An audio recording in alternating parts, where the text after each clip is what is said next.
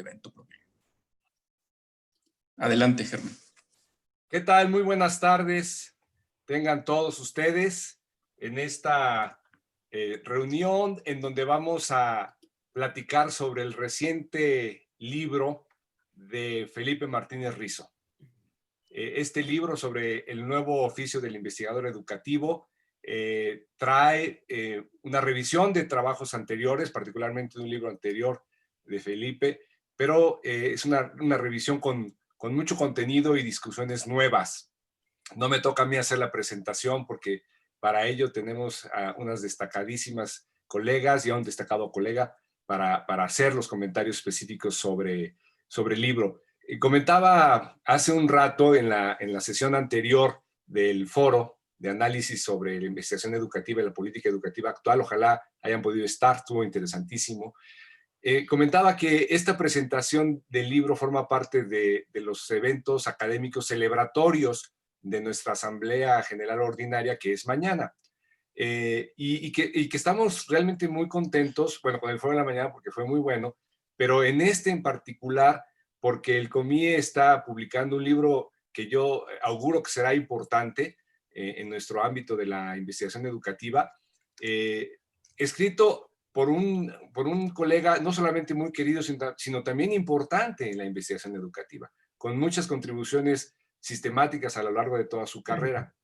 Y es en el libro que inaugura una nueva colección que tenemos en el COMIE, que es la serie de investigación educativa, totalmente nueva, totalmente con nuevos diseños, con un diseño pues bastante novedoso, muy contemporáneo, muy moderno. Hay algunas cosas que no estamos muy acostumbrados a ver, esos manejos de tipografía, y en fin, algunas cosas. Pero yo estoy muy contento con el resultado de este esfuerzo y va a ser esa línea, digamos, de diseño editorial la que seguiremos en los próximos libros que se editen bajo esta serie. Entonces, es un motivo también adicional para estar contentos, ¿no? Entonces, quiero agradecer muchísimo a Felipe Martínez Rizo la oportunidad de comentar con él sus ideas a través de este libro. Muchas gracias, Felipe. Todos ustedes lo conocen muy bien. Es un investigador con mucho reconocimiento, tiene un largo currículum, no me detendré en hacer las semblanzas porque es de todos conocido y ahorraremos tiempo para que vayamos al grano, a lo que más nos importa ahorita, que es la discusión, la presentación de tu libro.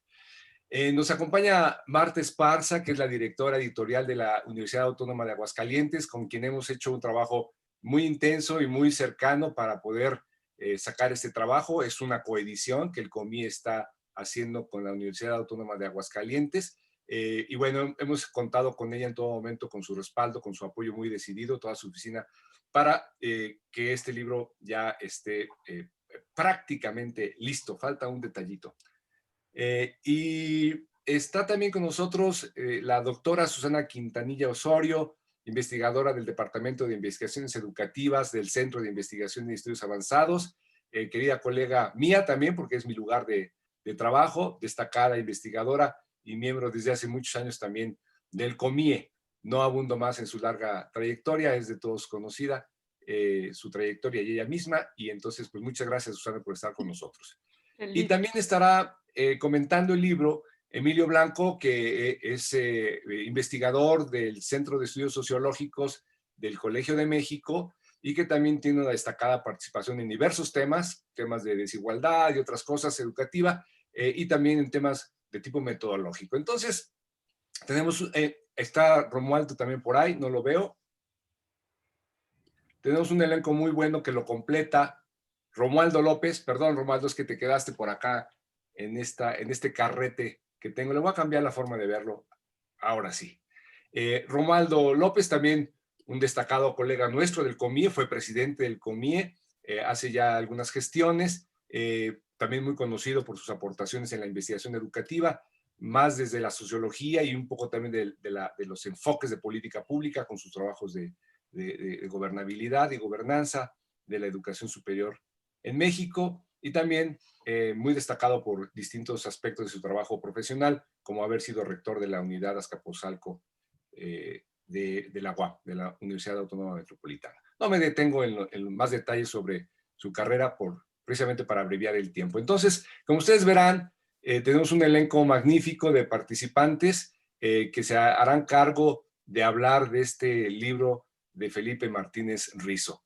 Muchas gracias por haber aceptado esta invitación y por estar aquí con nosotros. Y también aprovecho para agradecer la presencia de todos los que están a través de esta plataforma ahora de Zoom. Ya cambiamos, estábamos en Meet de Google, ahora pasamos a Zoom a ver qué tal funciona, ya nos dirán. Y también lo estamos transmitiendo a través del Facebook Live en la cuenta del COMIE. Bueno, pues aquí le paro. El orden del trabajo de hoy va a ser, Felipe nos va a presentar su libro. Enseguida estará Marta Esparza para hacernos los comentarios que quiera. Seguirá Susana, luego Romualdo y cerrará la participación Emilio Blanco. Tenemos en torno a unos 15 minutos cada uno y al final de esta primera ronda vemos cómo andamos de tiempo. Confío en que iremos bastante bien para hacer una segunda intercambio de cosas que queramos precisar o aumentar y al final, si tenemos comentarios del público a través del chat de Zoom o de los comentarios del Facebook, daremos lugar también de esos comentarios para que ustedes todavía puedan hacer una última ronda. Entonces, Felipe, muchas gracias. Adelante, mano. Eres el dueño en este momento de la sesión. Muchas gracias, Germán. Muchas gracias, Susana, Emilio, Romualdo, Marta, por participar en esta presentación. Voy a pedirle por allá a Alfredo que pase una presentación en PowerPoint que preparé para apoyarme en esta primera intervención en la que voy a describir un poquito de qué se trata la obra. Entonces, allá, por favor, Alfredo, ustedes pasan la presentación, yo les voy diciendo cuando le cambien. Si podemos ver después de la portada, en la primera imagen, en la que me refiero al título de la obra, el nuevo oficio del investigador educativo. Como ya sugirió Germán hace un momento, esta obra de alguna manera es continuidad de otra que se publicó originalmente en 1986, que se tituló El oficio del investigador educativo. Aquella obra la empecé a trabajar en 1982, o sea que ya va a ser 40 años. Y esta, pues obviamente, se inspira en aquella, es nueva, no es para nada la repite, sino que es completamente diferente, pero tiene el mismo propósito, que es el introducir metodológicamente al oficio a los futuros investigadores educativos. Y uso la palabra oficio en el título de la obra, si podemos poner la imagen que sigue, Alfredo, en el sentido en que se habla de el oficio de un carpintero o un ebanista o un alfarero, etcétera. O sea, un quehacer artesanal que se tiene que trabajar así individualmente por quien lo hace. Yo creo que la tarea del investigador educativo es un oficio en ese sentido. Pero la tarea en 2020 es un oficio muy diferente a lo que era la tarea en 1982. Yo digo que en aquel entonces, cuando yo empecé a trabajar este libro, bueno, el antecedente de este libro, no había ni siquiera computadoras personales. Ya las habían inventado, pero todavía no se producían en masa y no llegaban a México. En Aguascalientes no se conocían, no existían. Consultar un banco de información implicaba viajar a la Ciudad de México, ir a CONACYT y allí usar el SECOBI, que era el Servicio de Comunicación con Bancos de Información, que además cobraba por minuto, según lo que se tardara la llamada de teléfono, y uno veía cómo se iba avanzando el reloj y corría el tiempo y había que pagar más y más y más para consultar un banco que además, si no había preparado uno muy bien la búsqueda, no daba gran cosa. Y como dice la imagen, sacar una media o una desviación estándar ya se consideraba estadística avanzada. O sea, era un oficio completamente diferente al de ahora. Ahora, para dedicarse a este oficio hay que ser doctor. Mejor que nada hay que estar en el SNI. Obviamente hay que manejar perfectamente una computadora. Hay que hacer análisis con un software estadístico muy sofisticado. hay que consultar Google y los bancos de información, etcétera, etcétera, etcétera. Es un oficio muy diferente.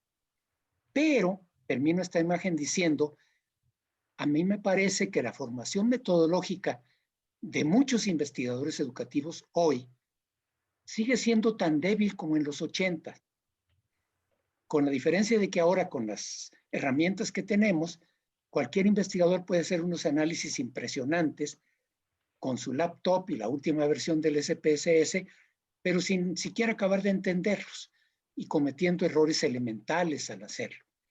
Entonces, esta obra pretende precisamente darle a los investigadores en formación una visión de la metodología de investigación que les permita entender lo fundamental, que les permita comprender lo que hacen para que lo hagan de una manera inteligente, razonada. Vamos a la siguiente imagen. En esta planteo un esquemita que es el que configura la estructura del libro, que tiene 3 partes a partir de una inicial que es una pregunta investigable. El punto de partida de una investigación es una pregunta que se pueda responder por medio de una investigación empírica, no cualquier pregunta.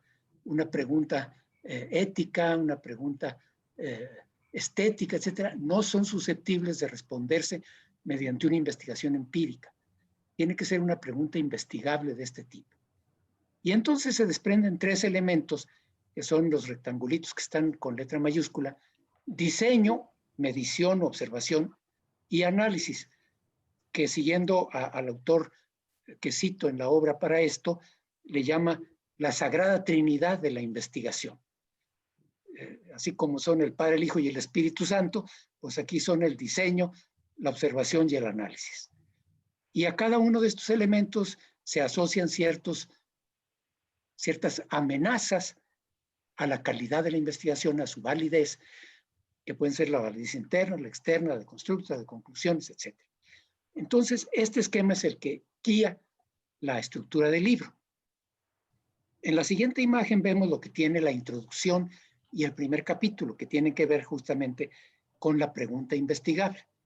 En la introducción simplemente me refiero al origen de la investigación educativa, que empezó desde el siglo XIX, a finales del siglo XIX, más bien como pedagogía experimental, y luego más bien pasó a transformarse en investigación educativa, y hablo de distintas concepciones, más o menos restrictivas o amplias, y manejo una definición amplia, que de hecho es la misma que ya manejaba en 1982. El capítulo primero, que se refiere a la pregunta investigable, desarrolla lo que también en la jerga metodológica le llamamos la construcción del objeto de estudio, que incluye precisamente el acotamiento teórico y empírico del objeto, las preguntas precisas o hipótesis de las que se parten, las variables. Aquí me está saliendo una cosa que me tapa ya. El chat. Las variables y la operacionalización, la revisión de la literatura y la redacción del apartado de referentes teóricos. El capítulo 2 se refiere al diseño. Pasamos a la siguiente, por favor, Alfredo. A los diseños. Yo menciono que es muy frecuente que los investigadores manejen muy pocos diseños. En el caso extremo, nomás 2, como si nomás hubiera encuestas y estudios de caso. Si soy cuantitativo, hago encuestas, y si soy cualitativo, hago estudios de caso. Cuando en realidad hay bastante más. No muchos más, pero hay más. Yo manejo 14 diseños de investigación o tipos, que son los que están en la imagen, agrupándolos, por un lado, en investigaciones básicas e investigaciones aplicadas, y distinguiendo en las investigaciones básicas las vivas, las que requieren información fresca, nueva, y las documentales, que utilizan información ya existente. Y luego las investigaciones aplicadas. Y en cada uno de estos pues, hay varios tipos: encuestas, estudios de caso, estudios de observación visual, experimentos, cuasi experimentos, estudios del cambio de tendencias y estudios de métodos múltiples. En las investigaciones documentales, investigaciones de archivo, análisis secundario de datos, análisis de evidencias y síntesis de investigaciones. Y en las investigaciones aplicadas, estudios de intervención, investigación evaluativa e investigación metodológica. Cada uno de estos 14 diseños o tipos tiene variantes, pero no son muchas. Algunas variantes de cada uno de estos 14 tipos, pues nos da unas cuantas decenas de diseños. No 2, tampoco miles, como hay las técnicas, que estrictamente hablando son muchos centenares, miles, pocas decenas de tipos. Y a mí me parece que es importante que el investigador que se forma tenga idea de esos tipos de investigación. No pretendo que los domine todos, nadie lo hará, pero sí que tenga idea de que existen y de que para un cierto objeto de estudio que escoja, puede ser mejor cierto diseño u otro, o cierta combinación de diseños. Y que entonces, pues ya según los diseños que requiera, se meta a profundizar en alguno de ellos. Y a eso se dedica el capítulo 2. El capítulo 3, pasamos a la siguiente imagen, Alfredo, se refiere a las técnicas de obtención de información, que como digo, pues son muchísimas, y las agrupo en 3 grandes categorías. Las técnicas que se basan en interrogación, cuestionarios, entrevistas y similares, técnicas basadas en observación y técnicas basadas en análisis de materiales o de evidencias. Y por otro lado, tengo apartados sobre las nuevas tecnologías de información y comunicación y la obtención de información, porque obviamente allí hay un nuevo mundo riquísimo. Y por otro lado, cómo hay que cuidar la calidad de la información. Es un capítulo obviamente bastante amplio, porque como digo, hay cientos de técnicas de investigación. Tampoco pretendo describirlas todas en detalle, de tal manera que baste el libro para ello, para nada. En este y en los otros capítulos cito una bibliografía sumamente amplia para que el que quiera pueda meterse a profundizar en cualquiera de los temas que se trata. El capítulo 4 es el que tiene que ver con las técnicas de análisis de información. Y aquí agrupo en 3 partes: fundamentos, técnicas básicas y técnicas avanzadas.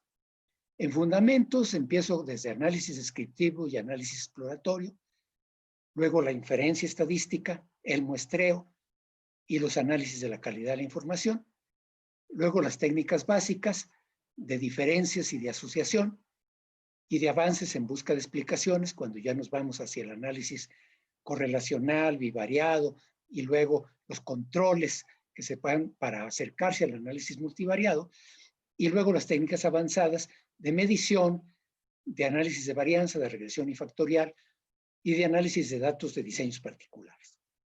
Aquí también es un capítulo largo, todavía no, espérame tantito, Alfredo. Me extiendo bastante en los fundamentos. Algunos de mis lectores escrupulosos del borrador del libro me cuestionaba que era demasiado detallado el tratamiento de algunos de los aspectos de fundamentos. Yo le decía que lo que pasa, ese crítico trabaja en Estados Unidos, yo le decía es que los alumnos que te llegan al doctorado en una universidad de investigación de primer nivel, como es la Universidad de California en Los Ángeles, pues son todos estudiantes que tienen una base estadística muy sólida. En cambio, los estudiantes que nos llegan a los posgrados de investigación que tenemos en México tienen una base muy precaria, a veces realmente de analfabetismo estadístico. Y entonces, pues se necesita empezar desde el principio. Y por eso explico de una manera tal vez excesivamente detallada los aspectos fundamentales. Obviamente, quienes no lo requieran, pues qué bueno, se lo pueden brincar. Pero creo que va a haber muchos que sí lo requerirán y que probablemente no les sobre nada el captar algunas ideas fundamentales que explico aquí.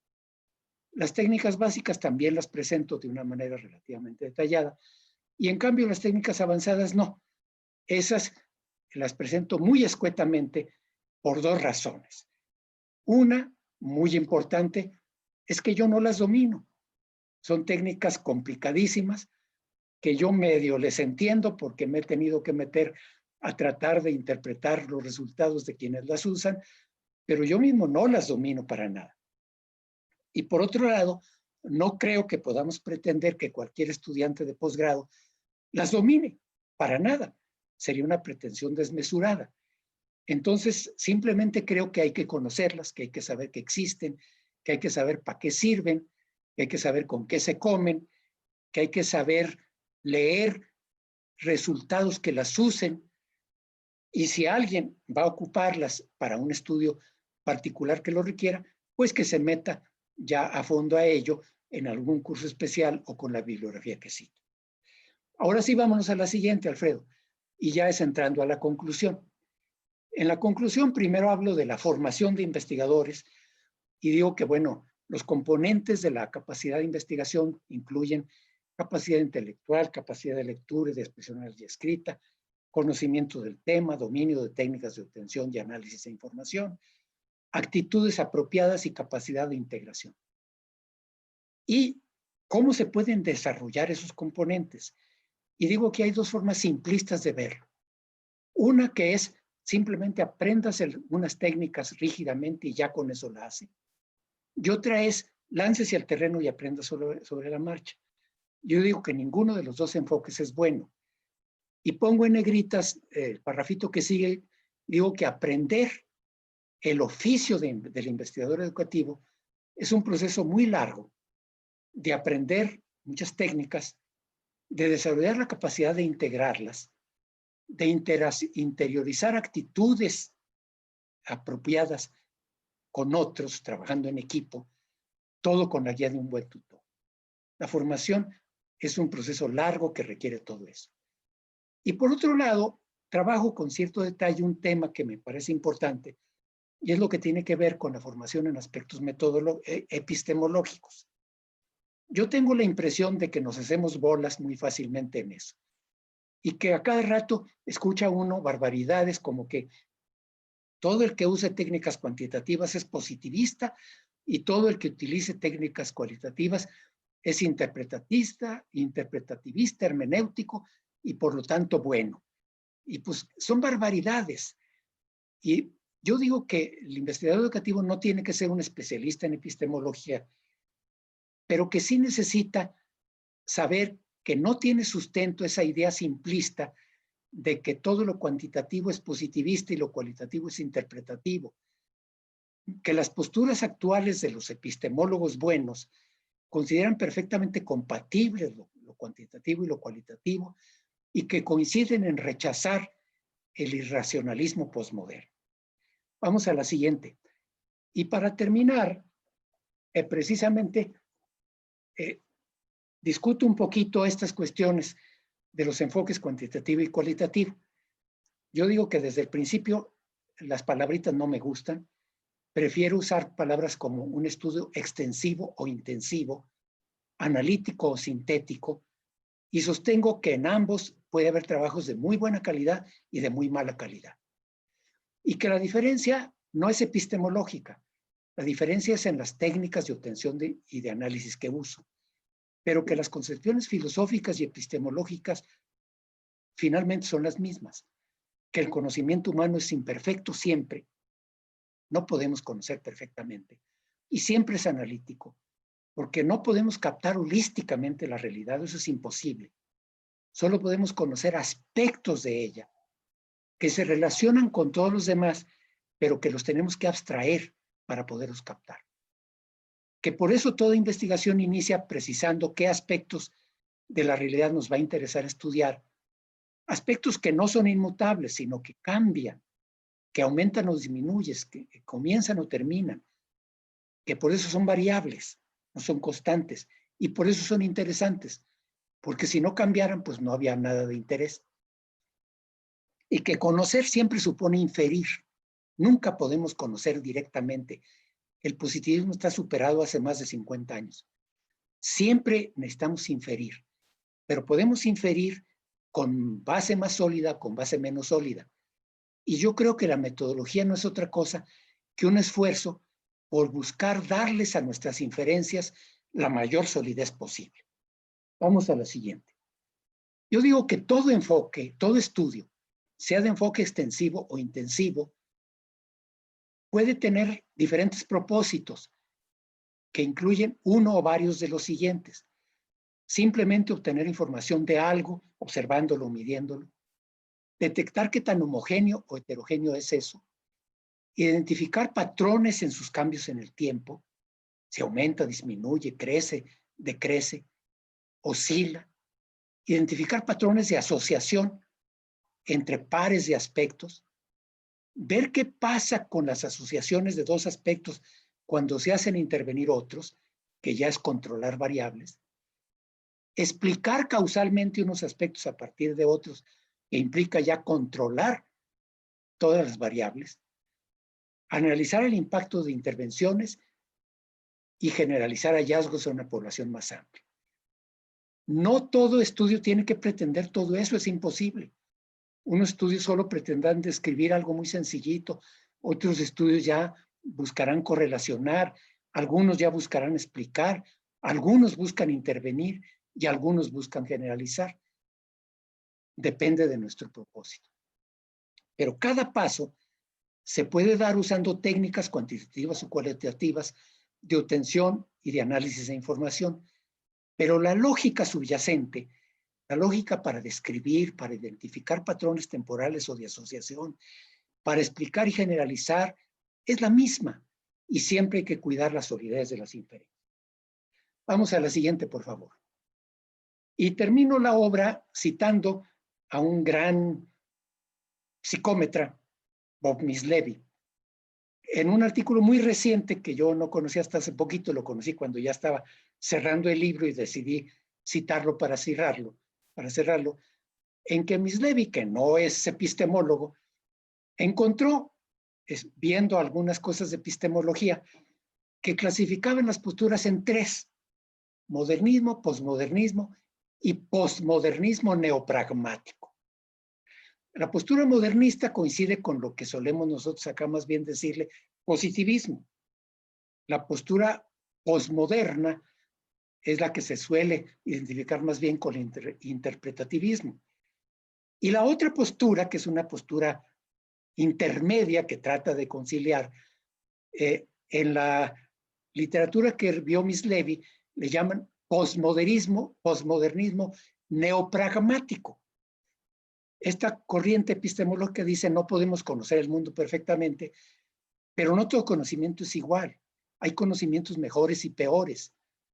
Y siempre se puede mejorar la calidad de un conocimiento con rigor y con esfuerzo. Y entonces, citando a Molière, que habla del señor Jourdan, que cuando ya era viejo se da cuenta que toda la vida había hablado en prosa, para su sorpresa, y dice: ah, qué barbaridad, qué fregón soy, siempre he hablado en prosa. Dice Mislevy, dice: bueno, durante muchos años yo me he estado simplemente haciendo mi trabajo, tratando de mejorar las evaluaciones educativas aplicando ideas de la estadística y la psicología. Y ahora, ya viejo, descubro que he defendido una teoría posmoderna neopragmática sin haberlo intentado nunca. Vaya pues. Y vamos a la última imagen, por favor. Y yo digo, captar perfectamente el mundo, estar fuera de nuestro alcance. Pero los conocimientos que tenemos del mundo no son todos iguales.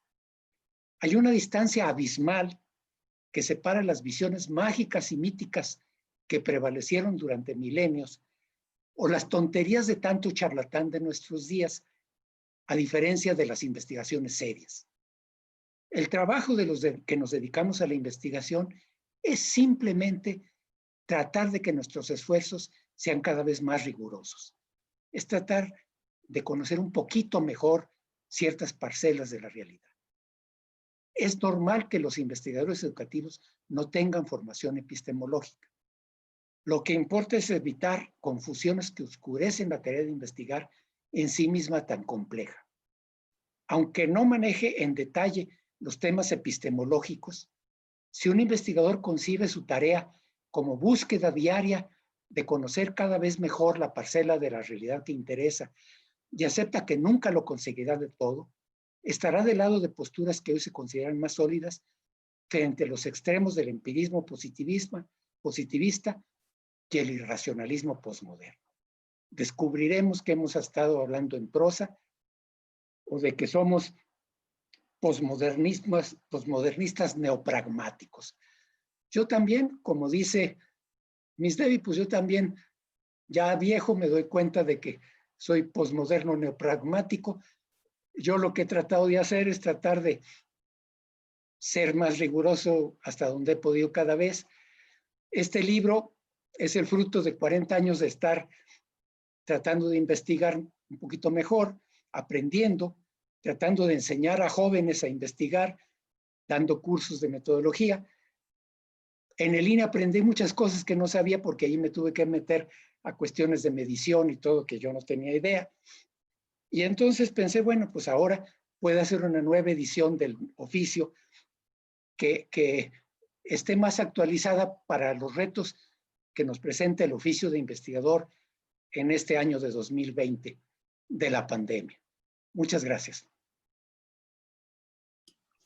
Muchas gracias por esta introducción tan sintética y ordenada de tu trabajo. Se agradece mucho y es una magnífica invitación a su lectura, ¿no? Es la exposición del autor mismo. Perfecto. Bueno, vamos a continuar ahora con los comentarios de Marta Esparza, así es que por favor, Marta, adelante. Gracias, muy buenos días. Pues mis comentarios y mi intervención es básicamente como editora de la Universidad Autónoma de Aguascalientes. Soy jefa del departamento editorial de esta universidad y antes que nada, pues quiero agradecer la invitación y el privilegio de estar esta mañana con ustedes para hacer el lanzamiento oficial del libro El nuevo oficio de investigador educativo, una introducción metodológica, en colaboración con la Universidad Autónoma de Aguascalientes y el Consejo Mexicano de Investigación Educativa. Gracias a quienes integran esta presentación: Susana Quintanilla, Romualdo López, Emilio Blanco, el autor Felipe Martínez Rizo, por darme la oportunidad de estar hoy con ustedes, y a toda la gente que nos está acompañando en esta presentación. Una de las carreras principales que se establecieron en la joven Universidad Autónoma de Aguascalientes, creada en 1973, fue la de educación, con una preparación de un tronco común y con varias vertientes. Como manifiesta el licenciado Felipe Martínez Rizo en las primeras páginas de su libro, una de sus mayores preocupaciones fue reforzar la formación de quienes decidieran dedicarse a temas educativos y a su investigación, sobre todo en cuestiones metodológicas. La Universidad Autónoma de Aguascalientes publicó la primera edición de esta obra en 1986, titulada El oficio del investigador educativo, y en 1996 se realizó la segunda edición. El autor ha sido uno de los rectores de la universidad más destacados por su agudeza intelectual y por su preparación precisamente en temas educativos. A él se le debe el estudio y análisis que optó por la organización departamental para la nueva Universidad del Estado, hoy la de mayor influencia y prestigio, no solo en el Estado, sino en la región. Personalmente, siendo egresada yo de uno de los programas de educación, el de asesoría psicopedagógica, le tengo un especial cariño tanto al autor como al libro que nos comparte en la tercera edición. Y recuerdo que en aquellos años de preparación había como una pugna entre aquellos que se dedicaban a la investigación educativa y nosotros los asesores psicopedagogos, porque decíamos, bueno, ustedes investigan y describen, ahora falta la intervención. Y bueno, son detalles que luego quedan ahí como anécdotas. A partir de que la Universidad Autónoma de Aguascalientes nació en 1973 y como en toda institución educativa se comenzaron a realizar diversas publicaciones por parte de las diferentes áreas que conformaban la recién formada institución de educación superior, en la UA, antes de tener un departamento editorial como tal, se tuvo un taller de reproducción de materiales, diversos materiales, hay que decirlo, desde aquellos de apoyo didáctico hasta algunos ya considerados libros como tales. Nació una revista, La Voz Universitaria, que pretendía ser el espejo del quehacer intelectual y cultural de la nueva institución de educación superior del Estado y estaba liderada por el doctor Desiderio Macías Silva, creador del lema institucional Celum in Proferre, proyectarse en luz.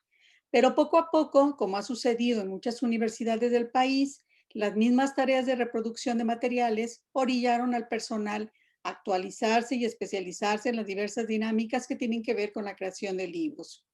Si hay una carrera de fundamental importancia en toda institución formadora de profesionales, pues esa es la de educación. Así que en su momento la aparición del libro El oficio del investigador educativo, pues no fue una sorpresa. Bajo el mando rectoral del licenciado Felipe Martínez Rizo, en 1998 se creó la Dirección General de Difusión y con ella el departamento editorial como tal, como el área especializada en la creación de las publicaciones universitarias, y el área antes llamada editorial fue llamada ahora procesos gráficos. Curiosamente, quiero compartirles que en este año 2020, este taller ha sido anexado al departamento editorial con todos los retos que ello conlleva para nosotros. Después de ser rector, el licenciado Felipe Martínez Rizo se desempeñó como académico en la propia universidad y fue fundador y director general del Instituto Nacional para la Evaluación de la Educación de 2002 a 2008. En 2009 recibió el premio al mérito Pablo Latapizarre del Consejo Mexicano de Investigación Educativa y la medalla de la Facultad de Filosofía y Ciencias de la Educación en la Universidad de Valencia. En 2011 recibió el doctorado honoris causa por la misma Universidad de Valencia. Personalmente, yo comencé a desempeñarme como responsable editora de la Autónoma de Aguascalientes en 2006 y hoy, en 2020, celebro con el licenciado Martínez Rizo la oportunidad de ver cristalizada la tercera edición de su libro, junto con la colaboración del Consejo Mexicano de Investigación Educativa, Asociación Civil. Perdón. Sin duda, esta publicación fortalece nuestro fondo editorial y es un instrumento para la actualización de los profesionales de la educación. Como dice el licenciado Felipe Martínez Rizo, las técnicas de análisis de información cualitativa, las técnicas de obtención de información y la riqueza de contribución que diversas áreas temáticas, sin duda, contribuyen mejor a la formación de investigadores educativos y junto con ellas la aparición de las herramientas que permiten estar en contacto virtual directo entre maestros y alumnos que han cobrado especial importancia en este 2020, representan un repunte especial al cual se tuvo que asumir como reto y al que indudablemente el nuevo investigador educativo tendrá que conocer y echar a mano para estar a la altura de responder a estudiantes y a procesos de generación de conocimiento que hace décadas nos parecían inimaginables. Agradezco las gestiones de Germán Mendiola para haber cristalizado esta obra y me da mucho gusto que el trabajo editorial haya estado a cargo de Leonel Sahagún, uno de los mejores diseñadores editoriales del país. Así que a nombre de la Universidad Autónoma de Aguascalientes celebro una buena publicación más en nuestro catálogo editorial. Para su adquisición, porque he visto la pregunta por ahí ya expresada, los invitamos a visitar nuestra página editorial.ua.mx y escribir a cgutierrez@correo.ua.mx para hacer envíos a todo el país. Nos falta acordar entre el COMIE y la UA si la distribución digital es gratuita, en cuyo caso estará disponible en las páginas de ambas instituciones. Por mi parte, felicito al autor y muchísimas gracias por darme la oportunidad de estar con ustedes el día de hoy. Muchísimas gracias, Marta, por tus cálidas palabras hacia el autor, el libro y el COMIE.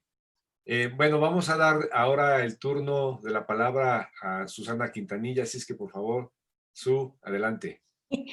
Gracias. Me da muchísimo gusto ver los rostros de algunos y sus fondos, ver los nombres de otros, ver 77, la cifra de 77 participantes. Como sea, siempre es muy agradable, ¿sí? Formar parte del consejo y tener este magnífico grupo de interlocución.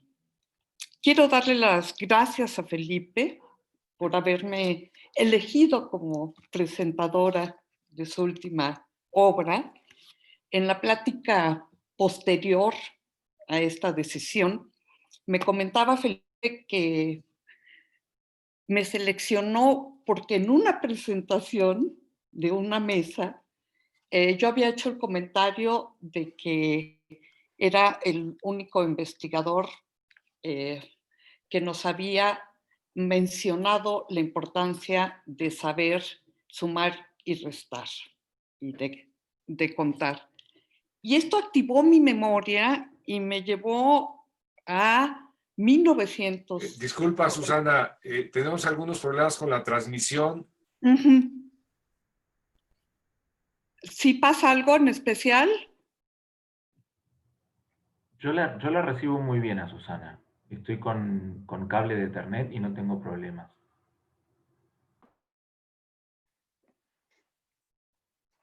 Yo estoy perfecta con Emilio. Ya, se interrumpió toda la sesión y se está restableciendo. Ok. Algo ocurrió con nuestro internet en conjunto, pero ya se te oye bien. Es que se escuchaba como con mucho eco y frases incomprensibles. Adelante, Perfecto. Susana, por favor. Disculpa.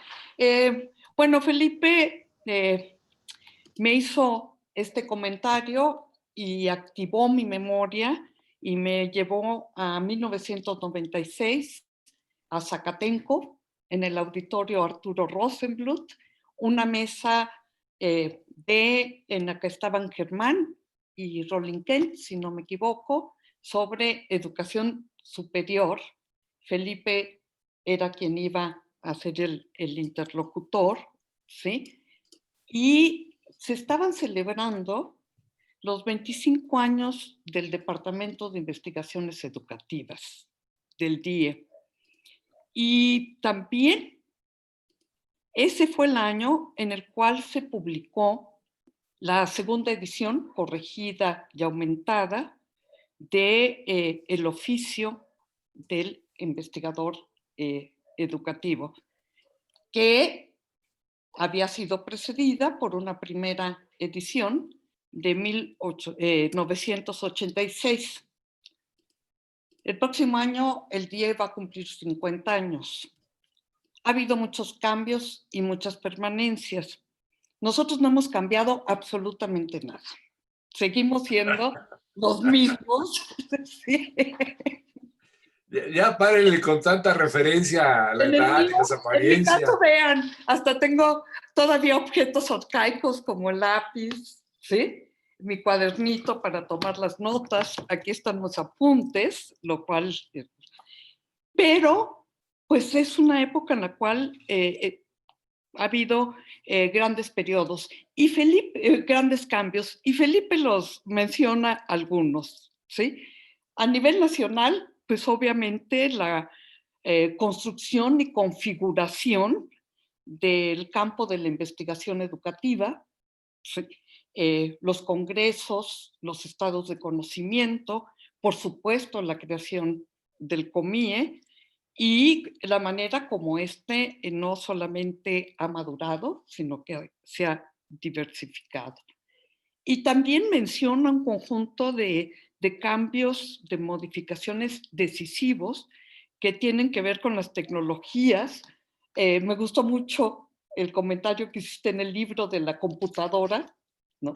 Cuando llega la primera computadora, y recordé una anécdota de Pablo Rudomín y el conflicto con sus maestros a partir de que hay la primera computadora en el Cinvestav. Bueno, un desarrollo de bancos de información, el acceso a estos, las técnicas y los softwares para el manejo de todas estas bases de datos,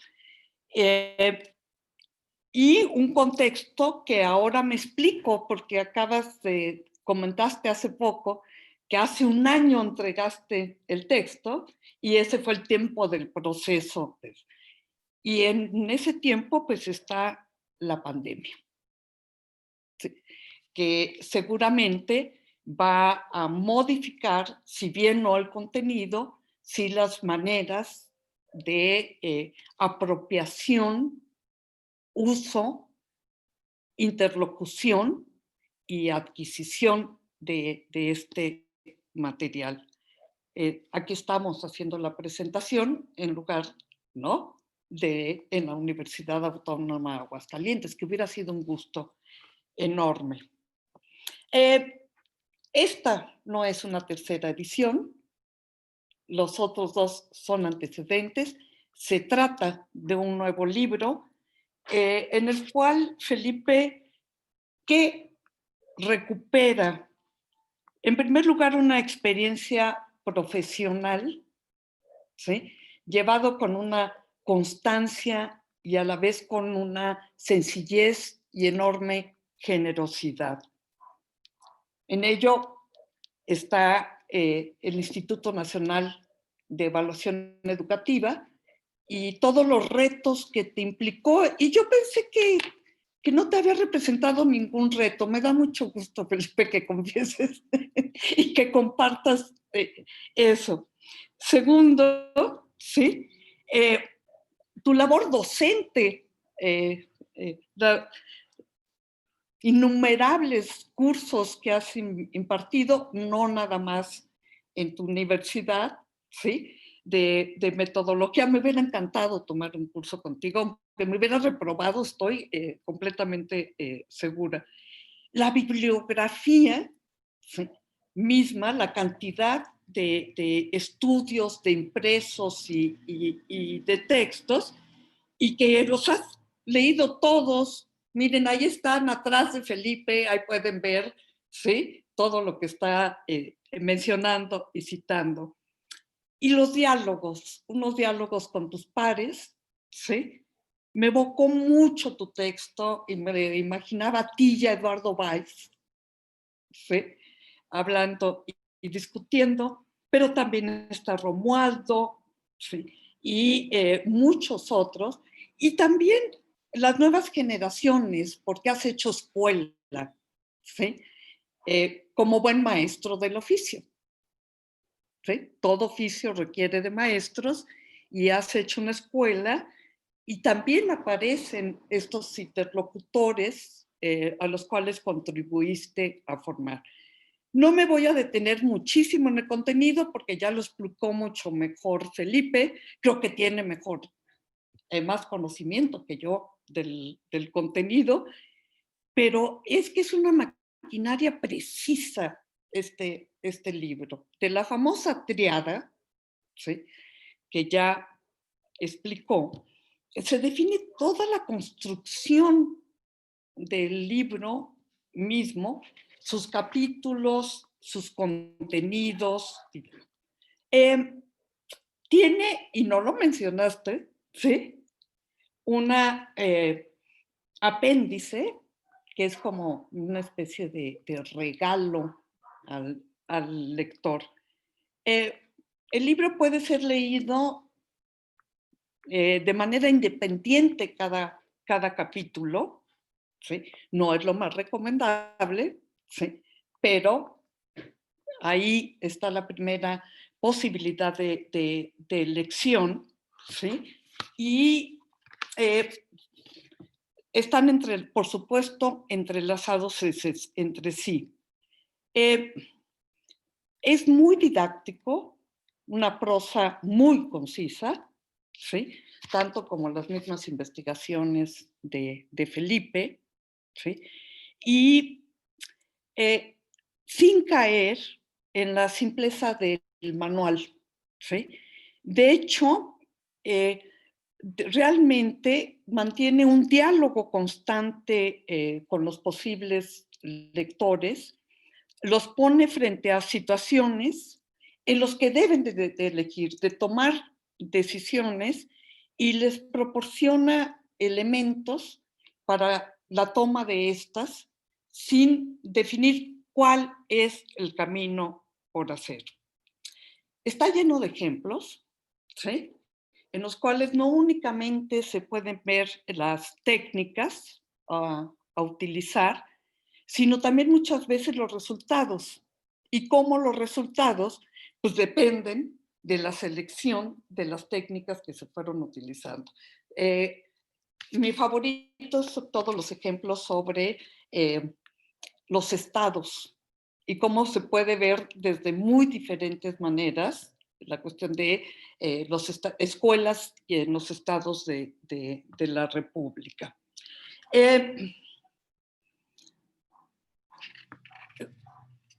Además de los ejemplos, hay abundantes referencias bibliográficas. Eso, yo me considero una lectora de bibliografías. Hay veces que me importa mucho más las referencias que utiliza un autor que el contenido mismo de los textos. Y a veces son orientadas de manera muy, muy puntual. No es una bibliografía general, sino generalmente es acorde con los temas que están siendo tratados. De tal manera que este sí es un tratado enciclopédico que se suma al texto mismo. Da consejos, ¿sí? En el buen sentido del término. Es una opinión o parecer que alguien da o recibe. Esto es muy bonita definición porque el recibir queda para el lector, ¿sí? Y es una manera también de participar en el elemento del consejo. Pero hay otra acepción de la palabra, que es el conjunto de personas que se encargan de informar sobre determinada materia. Ya no es así, ya no está tan vinculada a la administración pública, ¿sí? Y realmente la muestra de ello es el mismo Consejo Mexicano de Investigación Educativa. Las conclusiones de Felipe llevan hacia el campo de la formación. Qué bueno que volviste a tomar la palabra oficio, que no está tan trabajado en el texto mismo, y su significado en el ámbito de los procesos formativos, y además que utilizas la formación, el concepto de formación, y no de instructor o de educación que supone un espacio escolarizado y una edad definida, ¿sí? Partimos del supuesto que el oficio se ejerce de manera continua y en ese ejercicio se está formando. De tal manera que aunque tus lectores en los cuales pensaste, ¿sí?, son los estudiantes de posgrado que se están formando, bueno, es un texto que te vamos a agradecer todos y que además, y con esto quiero terminar, ¿sí?, proporciona elementos para un conjunto de procesos del campo de la investigación educativa, ¿sí? Porque no solamente la producción del conocimiento, sino su validación y su evaluación están profundamente ligados a los recursos metodológicos, a los estándares y a las técnicas. Voy a cerrar con un ejemplo. Este año, el nuevo reglamento del SNI, no sé si ustedes lo vieron, abre una nueva área de conocimiento, ciencias de la conducta y de la educación. ¿Sí? Y sale pedagogía, más bien desaparece pedagogía, ¿sí?, del ámbito del área de humanidades. Esto, por un lado, pues va a concentrarnos a los especialistas en el campo educativo, pero por otro lado va a implicar un conjunto de elementos que nos permitan desarrollar criterios específicos de evaluación. Y creo que tu libro, Felipe, va a hacer un enorme aporte. Y como historiadora, nada más quiero decir, comienzas en el libro hablando de pedagogía, la pedagogía experimental, ligada a Claude Bernard, ¿sí?, que por cierto fue el maestro de Arturo Rosenbluth, el fundador del CIMBESTAB, ¿sí?, y está en la base de ese maravilloso libro de Rosenbluth, del método sobre el método científico todavía enormemente consultado. ¿Y cómo se pasa de la pedagogía experimental a las ciencias de la educación, ¿sí? Con su crisis y su profundo hoyo negro en los años 80? Y hoy ese tema está vigente y va a normar a través del SNI, pero supongo que también de PNPC y de N elementos más, inclusive de las prácticas y de la evaluación de los resultados. Así que sí, lo voy a tener con un libro de cabecera, ¿sí? Y creo que la comunidad de la investigación educativa, pues, le va a sacar gran jugo. Muchas gracias, Felipe, y muchas gracias a todos. Muy bien, Susana, por tus comentarios. Y también muy bien por el tiempo, 15 minutos exactitos. Lo ensayaste, me parece muy bien. Bueno, entonces toca ahora el turno a Romualdo López para hacer los comentarios. Romualdo, por favor, adelante.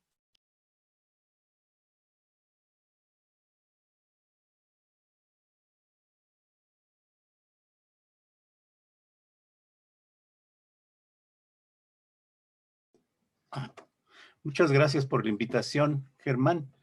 Muchas gracias a Felipe. Gusto de volver a verlo por este medio. A Susana, de recordar nuestra gestión en el COMIE. A Emilio Blanco, cuando me tocó evaluar el doctorado de Ciencias Sociales del Colegio de México. Y al buen amigo Germán, al frente del COMIE. Pues es para mí un gusto comentar este libro. Tuve la fortuna de que Felipe me lo mandó el año antepasado, Felipe. El año antepasado, una versión, todavía no es esta, pero ya apuntaba por lo que ahora conocemos ya como la obra final. Pero tuve la oportunidad de hacer algunos comentarios, pero sobre todo con la anuencia de Felipe, de dárselo a mis alumnos de maestría y doctorado. Es decir, tuve pues la experiencia de ver la utilidad del libro para formar a investigadores en educación, en nuestra área de sociología de la educación superior.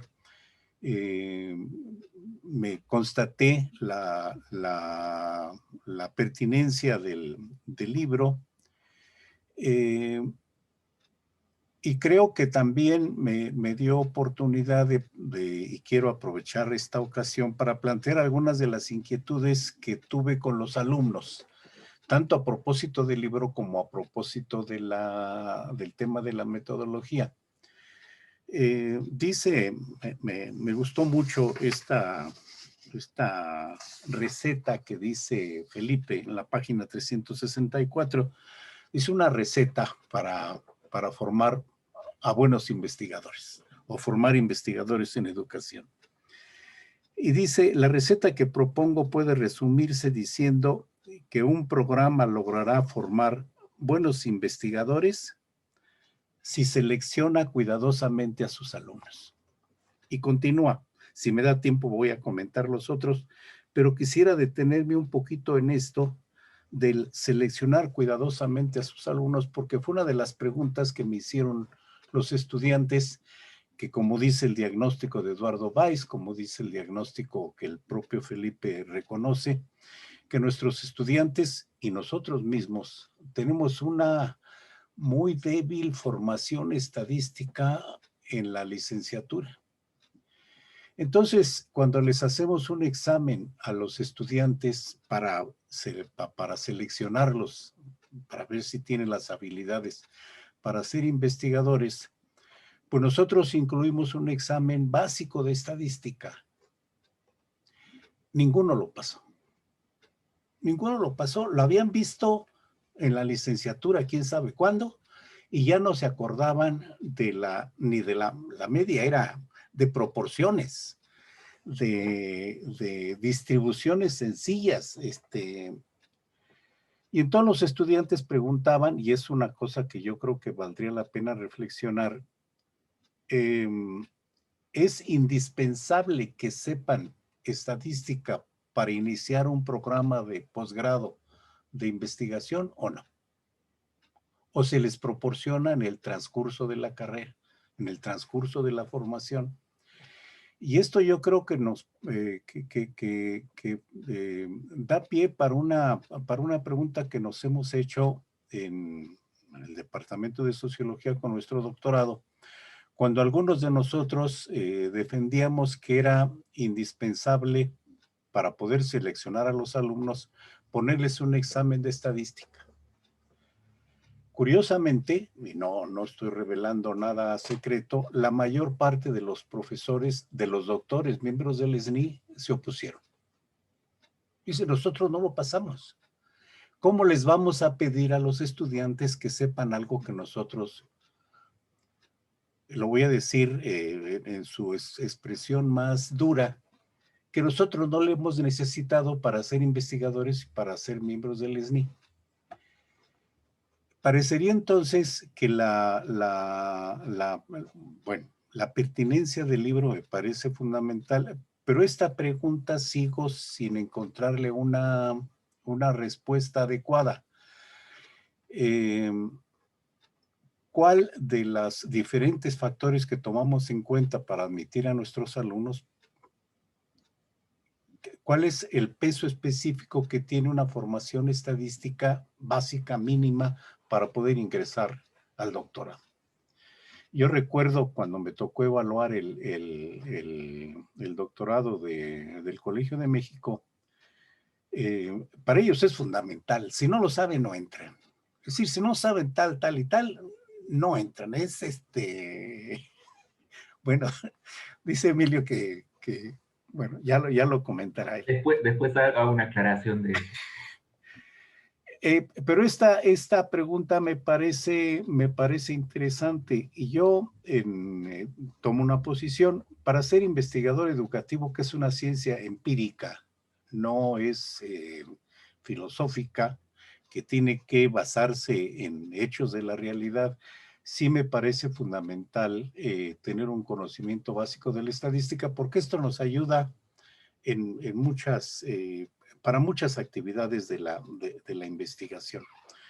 Lo que no estoy seguro es si deba ser un elemento suficiente para instruir a los alumnos, o correrá a nuestro cargo, como hábilmente y sabiamente lo hizo Felipe cuando entramos al doctorado bueno, yo entré en 1997. Dice, ustedes van a tener un curso especial porque les faltan cosas.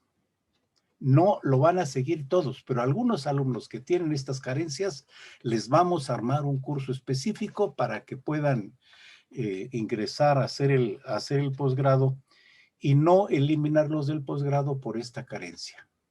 Entonces tienen que apoyarse en un conjunto de cursos que les vamos a recomendar. Los profesores nos recomendaban y nos mandaban para allá para poder satisfacer los requisitos básicos de las habilidades para ser investigador educativo. Entonces, yo quería, bueno, esta es una primera experiencia que tuve con mis alumnos. Una segunda experiencia es que nos seguimos preguntando nosotros, a lo mejor ustedes también, o me pregunto yo, ¿cuál es el momento adecuado para enseñar la metodología dentro del programa? Al principio, ya que hayan elegido el tema de investigación, esto también con mis alumnos lo veía complicado, porque el libro, yo creo que el libro es va a ser, yo me imagino, lectura obligada para todos los posgrados que tengan, pretendan formar investigadores educativos. No es para leerse de un tirón. Yo creo que es un libro de consulta para irlo tomando, para enriquecer las diferentes etapas que estamos llevando. Entonces, de esta experiencia que pude tomar con la aplicación del libro que mandó Felipe con mis alumnos, estos dos aspectos me parecieron interesante comentarlas, porque yo creo que pueden ser dudas que existan en otros posgrados. A mí me tocó, tengo la fortuna de ser egresado del doctorado yo le diría el doctorado de Felipe, del doctorado de educación, y sí me ayudó mucho que nos recomendaran otros. A mí no me tocó el de estadística, pero sí a otros colegas les dijeron, tienes que tomar estos de estadística. A mí me tocó uno de filosofía, creo que, o de epistemología. Bueno, esta sería un primer comentario. Un segundo comentario en la línea de Susana, yo creo que viene no sé si exista otro con esta especificidad de una metodología para el investigador educativo. Tenemos para las investigaciones en ciencias sociales, pero tiene su particularidad de que es para la investigación educativa y la riqueza de los ejemplos. La riqueza de los ejemplos en que aplican estas técnicas. Sí tengo la inquietud, no sé la respuesta, me la imagino, de que me hubieran gustado más ejemplos mexicanos para las estadísticas avanzadas. Me temo que no hay muchos en México. Y entonces, pues, ¿cómo meter ejemplos si no los hemos desarrollado en México? Los tenemos ahí. Yo creo que si vemos los artículos que se publican en nuestras revistas, en la Revista Mexicana de Investigación Educativa, en perfiles educativos, en la de educación superior, ya son cada vez más escasos estas investigaciones que pretenden, porque además son muy costosas, que pretenden abarcar grandes conjuntos de población, que nos puedan dar tendencias generales. Entonces, sí extraño yo los ejemplos de la estadística avanzada, de la situación mexicana para la estadística avanzada. No sé cuál sea la impresión de Felipe. Seguramente sabe la respuesta, pero noto o aprecio que hay una escasez de investigaciones en que utilicen estas técnicas y que las utilicen bien. Y no que le pidamos a la máquina que saque páginas y páginas de resultados con el SPSS y después no sabemos qué hacer con eso, ¿no? Otra característica que me parece muy buena del libro, y yo creo que recupera algo que para nosotros fue fundamental, o al menos para un grupo de nosotros, fue la experiencia de Felipe como director del Instituto Nacional de Evaluación de la Educación. Es el libro del panorama educativo de México, en que definió los indicadores, y para cada indicador venía cuál es la utilidad, cómo se calcula, cómo se puede interpretar, cuál es el nivel de profundidad o desagregación en que esté el indicador. Yo creo que para muchos de nosotros fue fundamental y para nuestros alumnos también. No es un indicador que tiene una utilidad, y para poder elegir el indicador requiere, esto me gustó mucho de la introducción de Felipe, es decir, no vamos a ver lo que sea, tenemos que elegir qué es lo que queremos ver, y la elección de lo que queremos ver pues tiene que ver con una teoría o con una impresión, con un conocimiento que tenemos detrás. No vamos por el mundo viendo a ver qué se puede ver. Necesitamos una mirada detenida sobre algo. Bueno, esta forma didáctica de decirnos, hay indicadores que indican algo, y que este indicador no es inventado, no viene de otros datos, no, viene cómo se calcula, viene cuál es la fuente, viene la fórmula, viene la interpretación. Yo creo que esta didáctica de mostrarnos la utilidad de la estadística para conocer mejor la realidad está retomada en el libro. Esa experiencia de Felipe en todos estos años que entre paréntesis, el último panorama educativo que vi fue el de 2019, que rescata lo de 2018.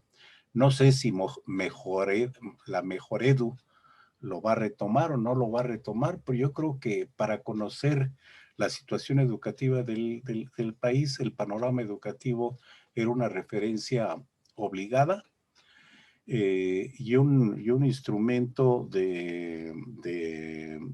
analítico para todos los que queríamos saber algo de la educación.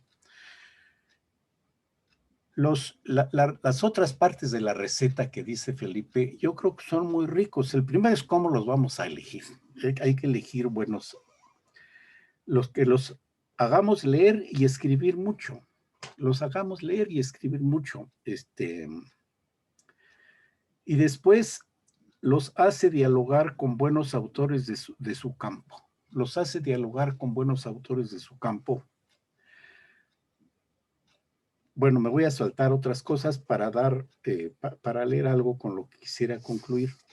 Dice, gracias a la vivencia diaria en el grupo de trabajo, propicien ellos el desarrollo de un etos de investigación. Creo que los investigadores educativos tenemos un etos más allá de la participación política o de la preferencia política. Creo que sí hay un etos que todos nosotros defendemos, que está relatado tanto en la introducción como en las conclusiones de Felipe. No sacar conclusiones falsas, no aprovechar lo que conocemos para tergiversar la realidad. Y este etos, yo creo que lo hemos conseguido muchos de nosotros por el ejemplo de, yo creo que los 3 grandes maestros en nuestra formación, todos ellos con muy buena formación estadística, pues que para mí son Felipe, don Pablo y el Alzheimer ya me está dando, de la Ibero, Carlos Muñoz Izquierdo. Sí. Yo creo que ellos 3 han conformado en todos nosotros, en todos los que pertenecemos al COMIE, un etos de los investigadores educativos que nos permite atender nos permite enfrentar con mejores armas el reto de la educación. Y que retomando, y con esto ahora sí ya termino, que retomando con lo que yo comentaba en la conversación anterior a esta, que yo creo que es lo que le falta al nuevo gobierno. Es decir, todos estamos de acuerdo en las pretensiones que tiene, pero la forma de traducir esas pretensiones en algo factible, asequible, pues ahí le ha fallado. Es decir, todos estamos de acuerdo en que la educación es un derecho social, todos, y que debe ser gratuito y público. Bueno, ahora, ¿cómo le vamos a hacer? Y yo creo que el gobierno actual tiene una buena cantidad de investigadores educativos que pueden cubrir con suficiencia esa tarea, y desafortunadamente se está sirviendo de gente que no le ayuda a llevarlo a cabo. Pero en fin, esa ya es una opinión personal. Yo felicito a Felipe por la hechura de este libro, porque rescata pues 50 años de mover el abanico, ¿no? Y me da mucho gusto que sea una contribución para todos nosotros, y que el COMIE inicie esta nueva etapa con esta obra que va a ser fundamental para la formación incluso de nosotros que ya somos población en riesgo, para todos los que vienen. Felicidades, Felipe. Felicidades al COMIE.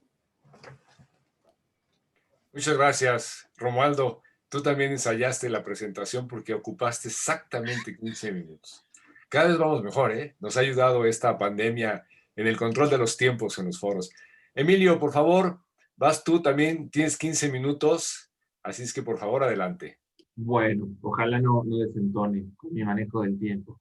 Primero quería agradecer al CONIE, también a Germán por la invitación, pero sobre todo quería agradecerle a Felipe por el libro, por la obra, porque la verdad es que me dio muchísimo gusto leerlo. Me parece, como ya han dicho mis colegas, una obra que se va a convertir en un clásico, que quizás un clásico instantáneo. Me parece que va a ser imprescindible para la formación de investigadores, no solo en el campo educativo, sino que yo digo en general en las ciencias sociales en Latinoamérica, porque en general tenemos algunos de los compartimos algunas de las debilidades que Felipe bien eh, describe al inicio. Entonces creo que es un libro que tiene un alcance que va mucho más allá de la formación de investigadores educativos, y también, como decía Romualdo, me parece que es muy importante para reflexionar nosotros ya, los investigadores viejos, sobre nuestras propias prácticas, ¿no? Los que ya estamos más o menos en proceso de consolidación o consolidados, creo que no solo es un libro que ayuda a pensar mucho cómo estamos formando, sino también qué vamos a hacer con nuestra propia formación y hacia dónde queremos llevar nuestra propia forma de hacer investigación, tanto en solitario como en colectivo. Entonces eso, quiero agradecer el libro porque yo no suelo comentar libros, pero de los pocos que he comentado, este ha sido sin duda el que me ha dado más gusto leer y el que me va a dar más gusto seguir leyendo. Entonces eso, muchas gracias Felipe por todo este trabajo. Quería empezar con una cosa que me sorprendió mucho al empezar a leer el libro, que es como el contraste entre la personalidad de Felipe, su humildad, su dulzura, y la provocación con una de las provocaciones con las que empieza, ¿no? Que es cita a William Spady cuando dice que un posgrado que no enseña a detectar, algo así, a detectar relaciones espurias, es una estafa y los estudiantes tendrían que pedir que les regresaran el dinero y yo agregaría en los públicos que les regresaran el tiempo, ¿no? Que es mucho más difícil. Y contrasta porque no es el tipo de afirmaciones que Felipe hace como en la vida cotidiana cuando uno interactúa con él, pero ahí en el libro se ve que dijo, vamos a empezar con esto, con algo duro, con algo muy provocador, y que yo creo que sí tendríamos que empezar a pensar en ese sentido sobre cómo estamos formando a nuestros investigadores, y es una muy buena puerta de entrada para después todo lo que viene a lo largo del libro, que ya han dicho mis colegas, y no quiero abundar mucho, pero a mí me parece que es un libro muy, muy importante, porque no solo es un manual o tiene elementos de manual para ayudar el proceso de investigación en lo que tiene que ver con la reseña de técnicas disponibles o la reseña o la descripción de los diseños, sino que también habla del proceso de formación de los estudiantes, que es muy importante, como bien anotaba Romualdo recién, del ethos de la investigación, de la importancia de trabajar juntos, por ejemplo. Y en ese sentido me parece que también es una reflexión sobre cómo está configurado el campo de investigación educativa. Y también me parece que es una muy buena reflexión de tipo epistemológica, o a mí me parece muy buena porque coincide mucho con mis propios puntos de vista. Entonces, a uno siempre le parece bueno lo que se parece a lo que piensa uno, ¿no? Pero en ese sentido creo que esta aproximación posmoderna, neocrítico-pragmática, o ya no me acuerdo cuál es el nombre, yo le llamaría simplemente realista y pragmática, o crítica y pragmática, eh, creo que es hacia donde va convergiendo la investigación seria en ciencias sociales, y eso es lo que tenemos que fomentar como educadores.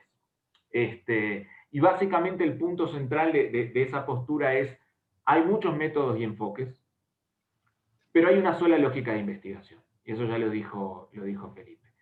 Esta lógica de investigación tiene como objetivo principal la inferencia, es decir, usar algunos datos que sí tenemos para hablar de una realidad a la cual no tenemos acceso directo, ¿no? Es una inferencia que puede ser del tipo generalización, o puede ser una inferencia causal, pero la causa nunca la podemos observar directamente, o una inferencia analítica de tipo contribuir a una teoría, pero esta inferencia siempre tiene un elemento de incertidumbre, por definición. hasta uno podría decir que el enfoque realmente científico es el que parte de reconocer que nuestros enunciados siempre van a ser inciertos, ¿no? Y que nuestro trabajo como investigadores es reducir y estimar cuánto podemos reducir esa incertidumbre que se presenta, o esas fuentes de error que se presentan en muchos pasos distintos de la investigación. Y ahí hay un diagrama muy interesante en el libro de Felipe que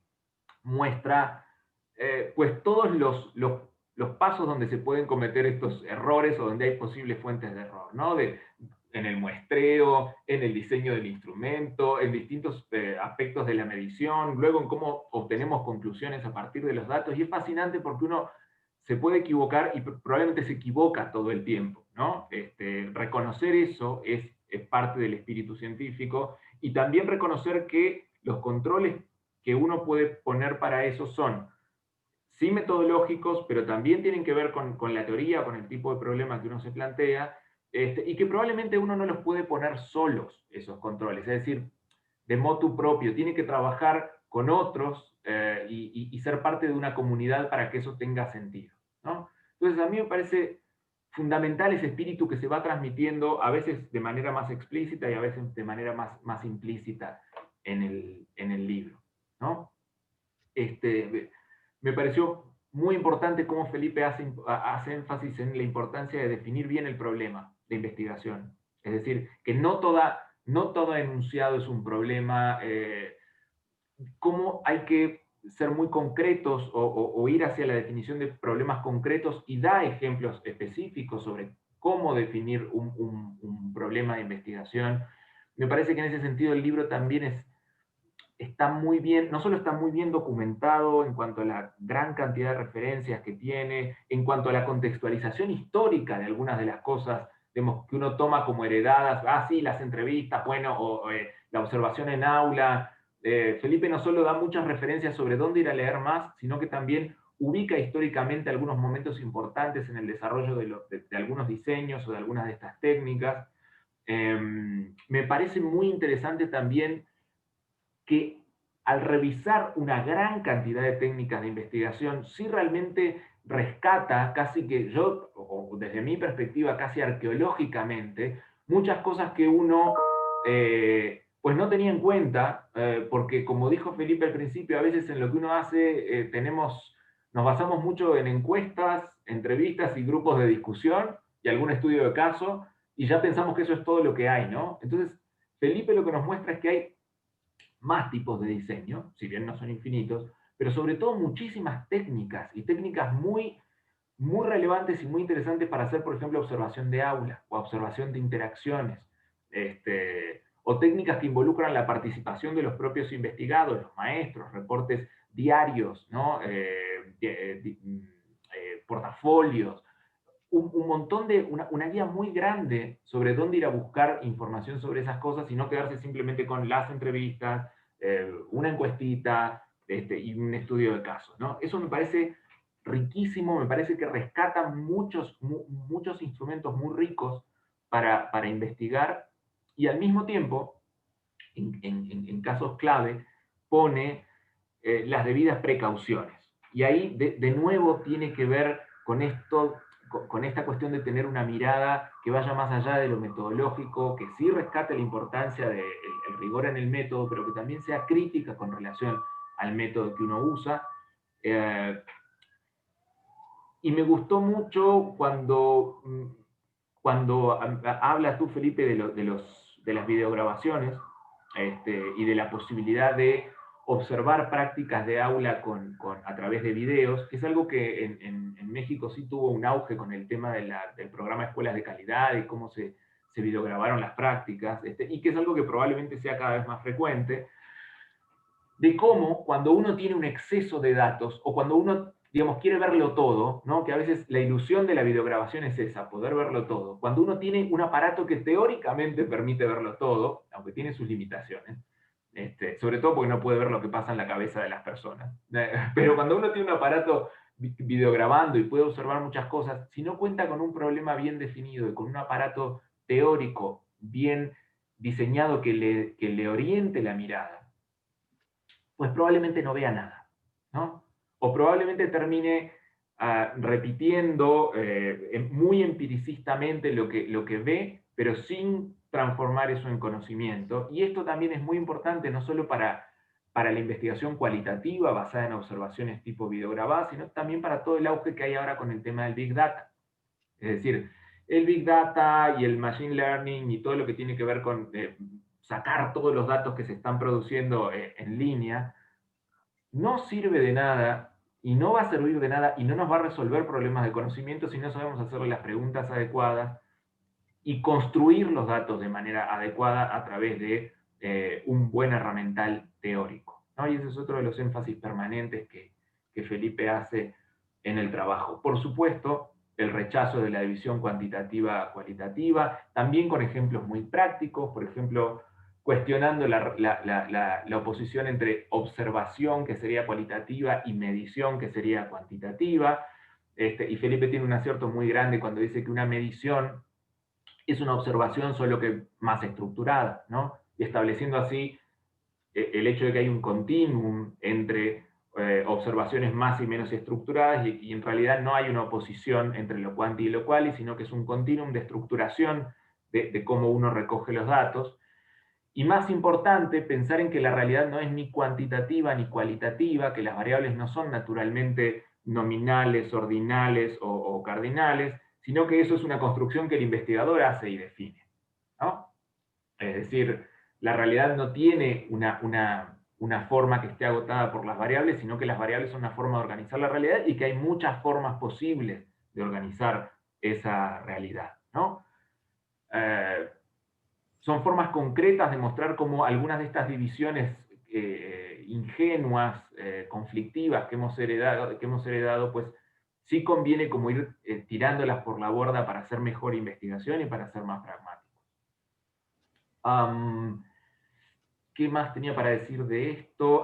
Tengo que comentar que había escrito una participación perfecta de 20 minutos y se me tronó la computadora y algo así como el perro me comió la tarea. Entonces, 15 minutos antes de empezar tuve que volver a anotar las ideas, pero nada más así como en forma de puntos, de bullets.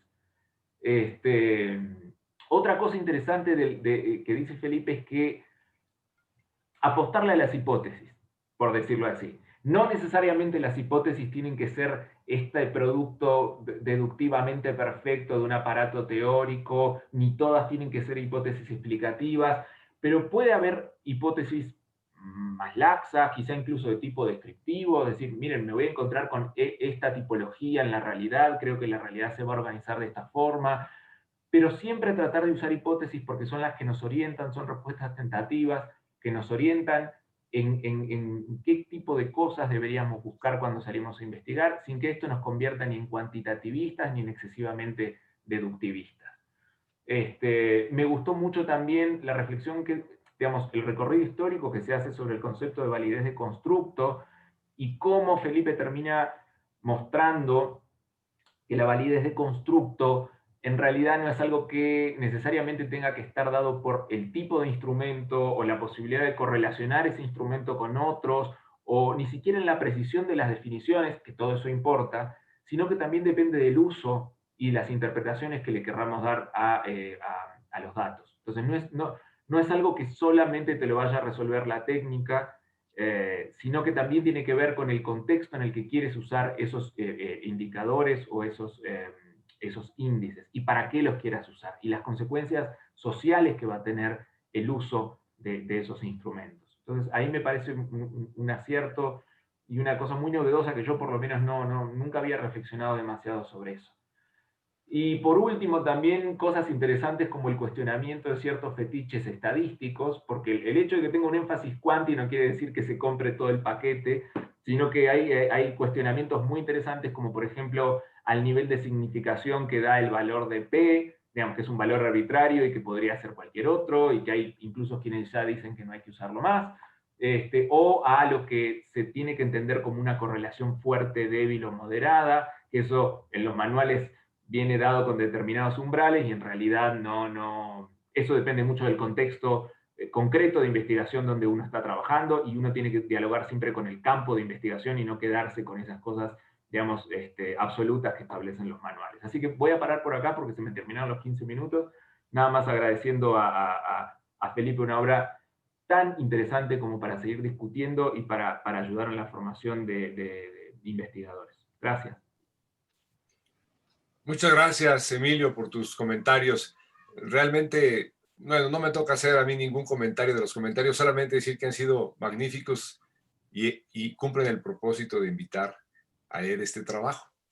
Creo que es lo más importante. Hay algunas preguntas que he logrado entresacar de esta plataforma del Zoom y algunas, cuando me lo permite, la del Facebook Live de la cuenta del COMIE. Voy a dar lectura a ellas. Algunas son para quien quiera responder, otras son más específicas para alguno de ustedes o el caso de Felipe. Claudia Fabiola Ortega Barba le pregunta a quien sea: ¿no se considera a la investigación especulativa o filosófica como investigación educativa?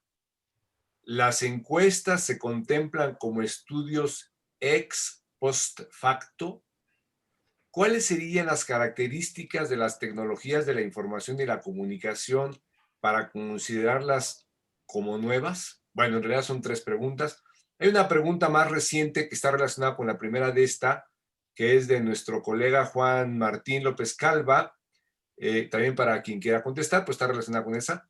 Dice, a propósito de lo que comentó el profesor Martínez Rizo acerca de que el positivismo ya se superó hace como 50 años.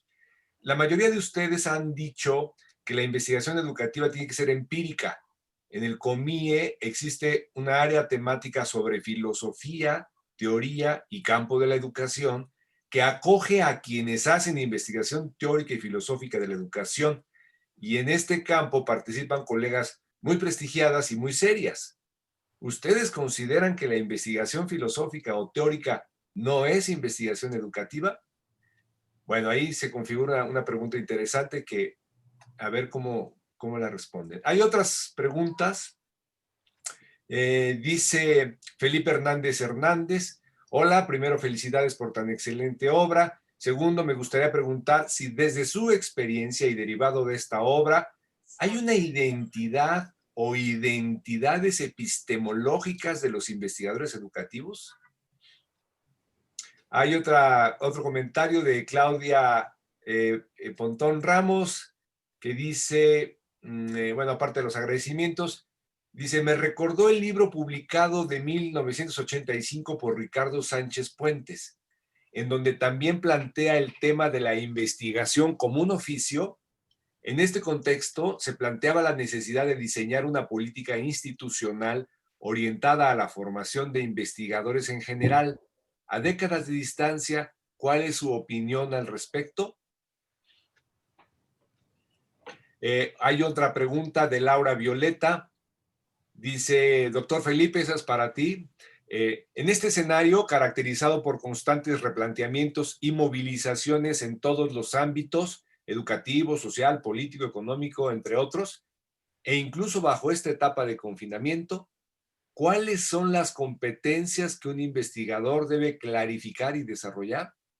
Y más aún, los nuevos retos a afrontar para los investigadores educativos. Bueno, esas son las preguntas.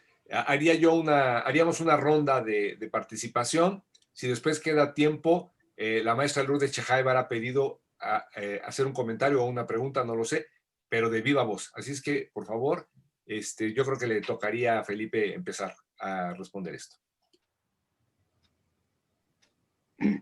Bueno, pues antes de tratar de responder alguna de estas preguntas, primero pues les quiero agradecer sinceramente, empezando por Marta y luego a Susana, Romualdo y a Emilio, sus comentarios tan positivos, tan elogiosos, que agradezco mucho.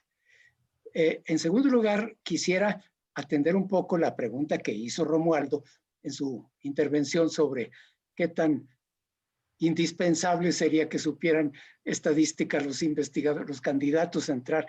A ver, yo pienso esto, miren, por una parte, yo creo que hay que distinguir entre ser ya fuerte en estadística y tener un mínimo de capacidad de razonamiento matemático. La estadística no es matemáticamente muy compleja en la mayoría de los casos. Es muy laboriosa, pero no muy compleja. Hay que sumar, restar un montón de cosas, ¿verdad? Y si tengo una población grandísima, pues tengo que sumar 2 millones de respuestas. Híjole, obviamente, pero no es demasiado compleja teóricamente. Yo quiero decir, a mí siempre me han considerado el gurú cuantitativo y yo sé que soy débil en estas cuestiones. Mi formación estadística no la tuve. No tuve. Yo, las matemáticas más avanzadas que vi fueron de segundo de secundaria, porque mi formación después se fue por otros lados. Pero no me asustan los números y les entiendo y todo. Y entonces pude hacerlo. Entonces yo creo que es muy diferente una persona que no sabe estadística, pero que no se asusta con los números y que se defiende con ellos. Yo digo que, ¿por qué tienen tecla especial para sacar porcentaje las calculadoras de bolsillo más baratas? Porque la gran mayoría de las personas, inclusive aunque sean universitarios, no entienden el concepto de porcentaje. No, pues entonces sí estamos fregados.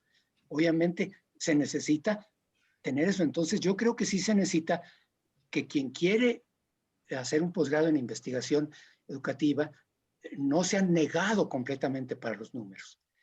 Y que entonces se puede tener una formación remedial razonablemente.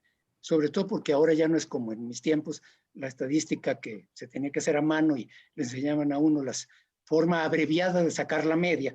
Pues precisamente ahora ya las máquinas lo hacen. Entonces, es posible dar esa formación posteriormente, pero no a una persona que está negada completamente a los números.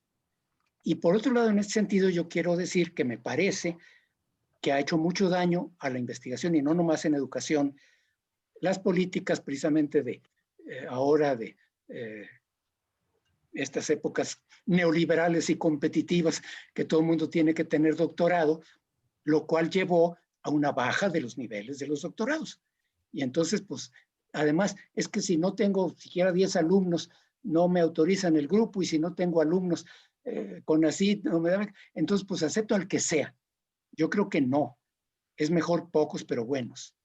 Pero eso implica un cambio de políticas de qué se entiende por ser doctor en algo, en ciencias o en lo que sea, y no o tener doctores a como dé lugar, aunque sean doctores que tienen realmente el nivel de una buena licenciatura de antes.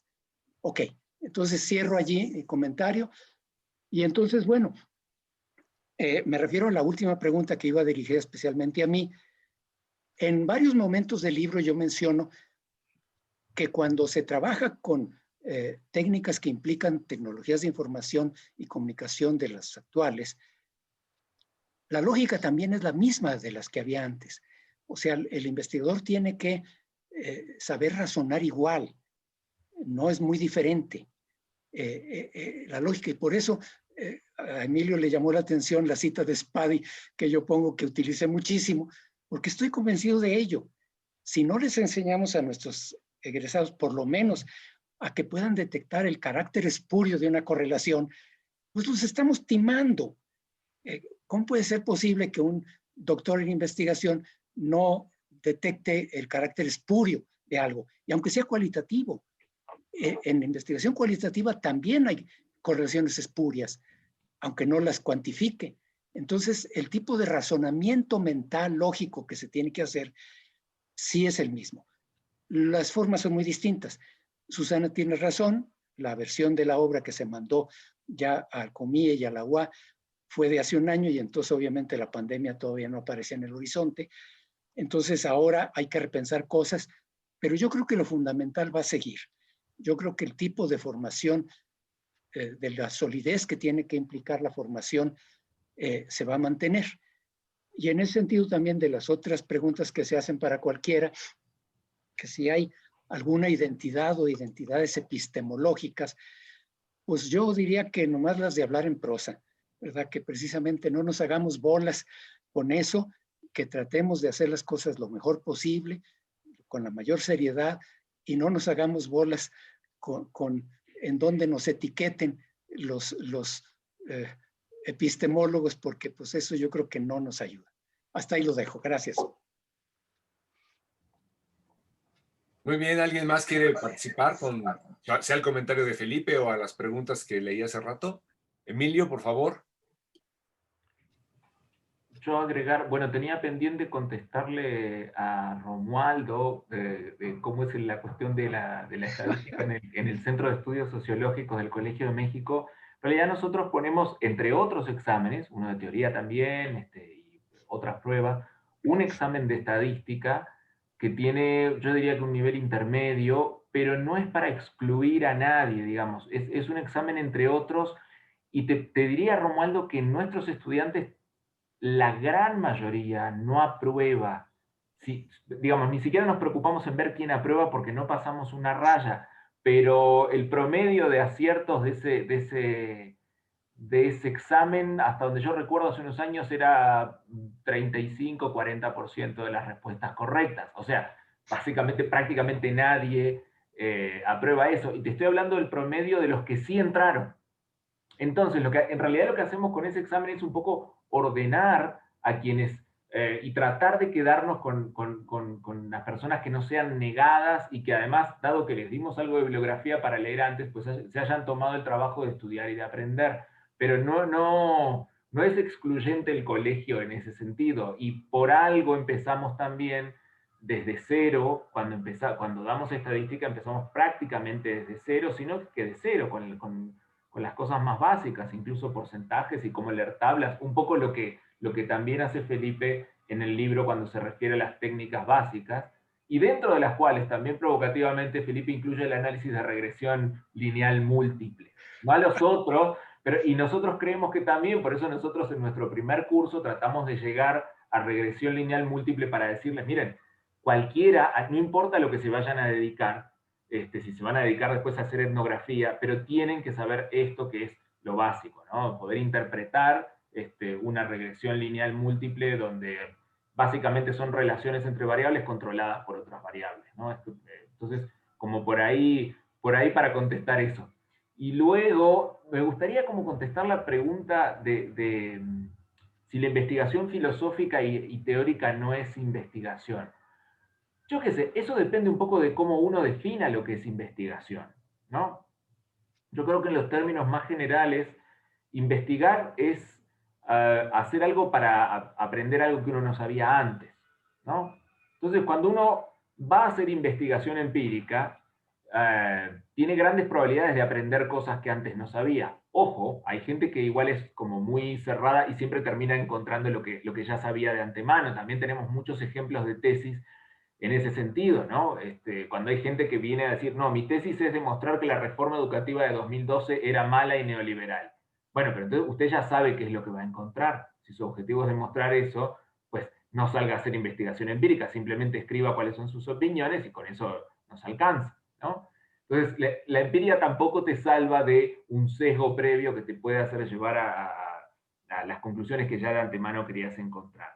Yo creo que cuando uno sale a ver la realidad, digamos, a interactuar con personas, a ver qué sucede en la realidad, y siempre que sus preguntas tengan que ver con la realidad, es decir, qué método para enseñar es mejor, pero porque tiene mejores resultados, no porque yo imagino que es mejor o más bueno, o cómo se asocia el origen socioeconómico con los aprendizajes, o cualquier pregunta que tenga que ver con la realidad, pues hay que resolverla con métodos empíricos. Hay otras preguntas de tipo teórico, indagar en ciertos conceptos, ver qué conclusiones lógicas se pueden derivar de una teoría que no estén derivadas, preguntas más de tipo filosóficas que bajo ciertas definiciones también se pueden entender como investigación. Pero de nuevo, para mí es una cuestión casi terminológica y depende de cómo uno defina lo que es investigación. Si uno puede encontrar algo nuevo, algo que no sabía, como pasa por ejemplo en el mundo de las demostraciones matemáticas, pues ahí yo creo que sí hay investigación. Si nada más lo que estamos haciendo es transformar unas palabras en otras, y recubrir unos conceptos y envolverlos en otros, yo ahí me atrevería a decir que ahí no hay investigación, pero digamos, es cuestión de cada cual también, es una etiqueta finalmente. Bueno, Gracias, Emilio. Romualdo había pedido la palabra y después Susana, así es que adelante, por favor. sí, muy rápido sobre esta pregunta que me parece pues interesante, importante, si la filosofía, o los que se dedican a la filosofía, o a la teoría, o a la física, o a la química, o a otras disciplinas, pueden ser investigadores educativos. Yo creo que en el COMIE no me tocó, pero en algún tiempo, tal vez Susana se acuerde, hubo una discusión sobre las áreas de conocimiento del COMIE y cuáles debieran incorporarse para poder pertenecer a este Consejo Mexicano de Investigación Educativa. Y después de deliberaciones profundas, se decidió que era pertinente un área de filosofía y teoría de la educación. Es decir, yo creo que sí es importante incorporar a los que se dedican a ello, porque la realidad social pues no solo es educativa, también hay filosofía y también hay química y hay física, y por eso tenemos doctorados en las universidades en todos estos campos. Entonces yo creo que la incorporación de aquellas personas que se dedican a la filosofía o a la teoría es bienvenida siempre y cuando tengan como objeto de estudio la educación. Yo creo que esa es una característica que nos une. El objeto de estudio es el fenómeno educativo, no otro. Y en la medida en que tratemos de avanzar en el conocimiento del fenómeno educativo, son bienvenidas los diferentes enfoques que puedan enriquecerlo. Por eso no creo que esté fuera. Está bien, es muy bienvenida esta área, es parte fundamental del COMIE.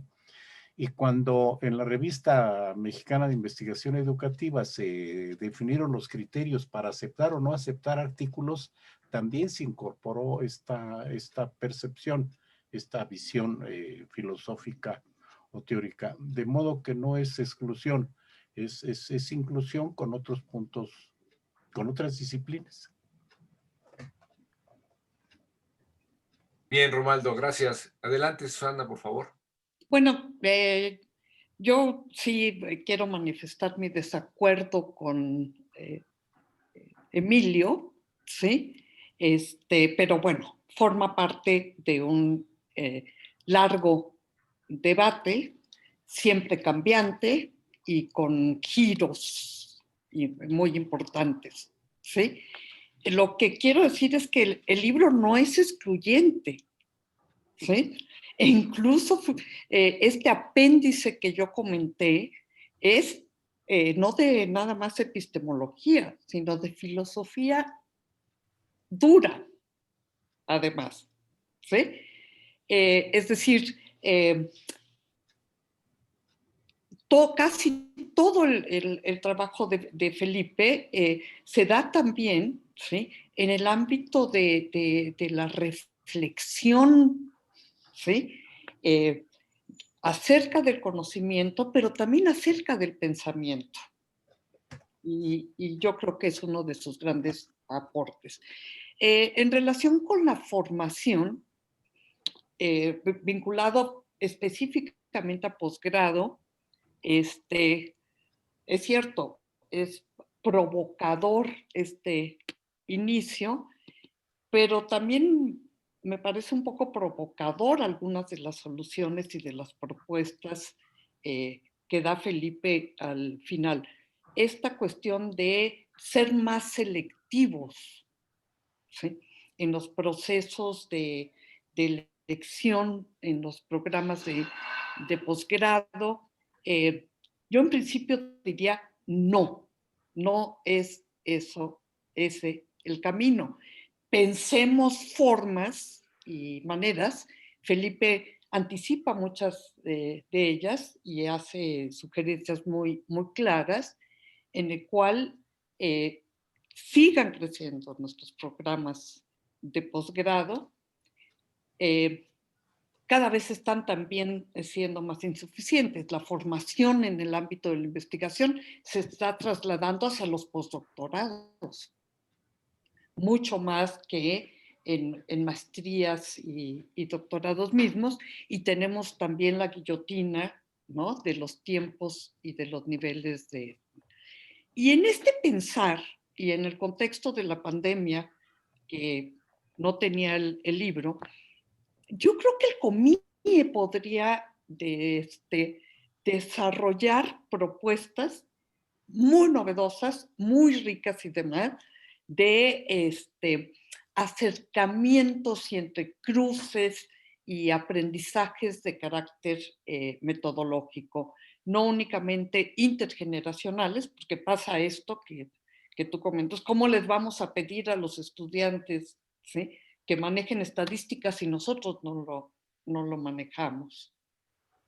Y entonces lo que creo que podríamos favorecer como consejo son procesos, nuevos procesos formativos en el ámbito de carácter metodológico. Germán, dame chance de una cosa más.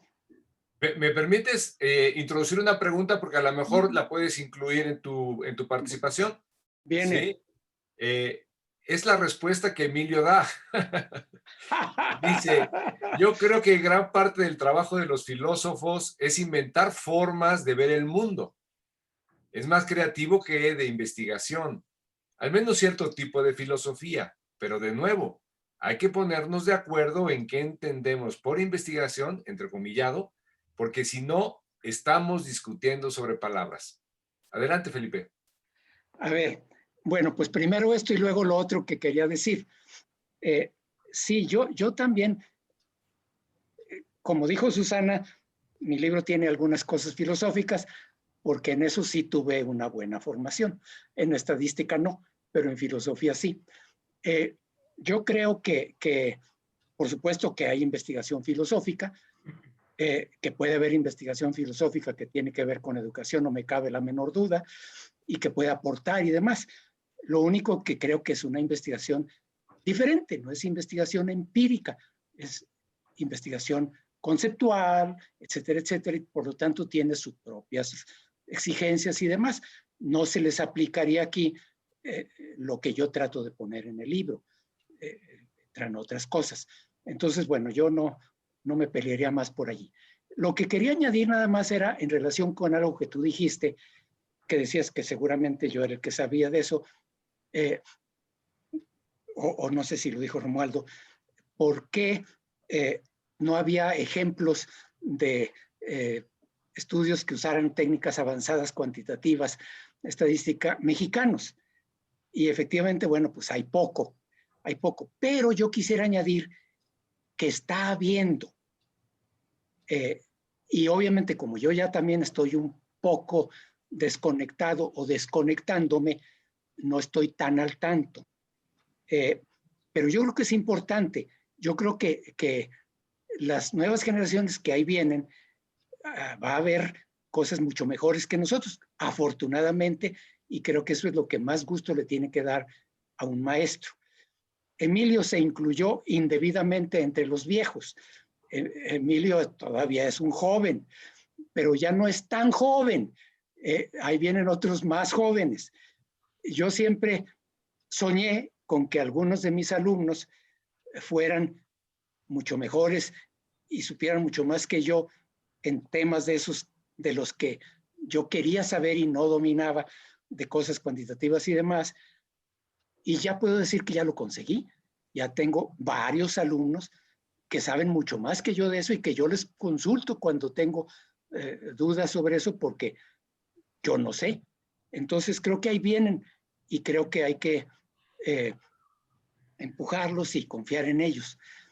Sí, creo que probablemente tenga razón Susana en el sentido que no tiene vuelta de hoja la masificación de los doctorados, aunque a mí no me convenza, y que se traslada un poco al postdoctorado a algunos elementos de la formación.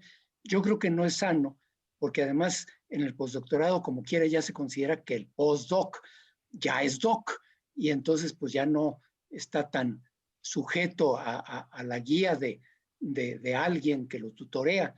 Entonces yo pienso que sí, nuestros posgrados tendrían que ser más exigentes, lo cual se dificulta mucho con las políticas de tiempos y de exigencias de eficiencia terminal, tontas y demás, que mete o ha metido CONACYT, y que ahora, pues ojalá cambiaran, aunque no tengo muchas esperanzas. Ahí lo dejo. Muy bien. Pues ya no tenemos más preguntas. No sé si y tenemos 4 minutitos para concluir el evento. No sé si Susana, Emilio, Romualdo o Marta quisieran agregar algo más. No iba a hablar Lourdes. Ah, perdón, se me olvidó informar que no, que hubo un error en la manita automática que por ahí sale, pero no iba a hablar. Nos quedamos con las ganas, Lourdes. La próxima vez nos dices algo, por favor.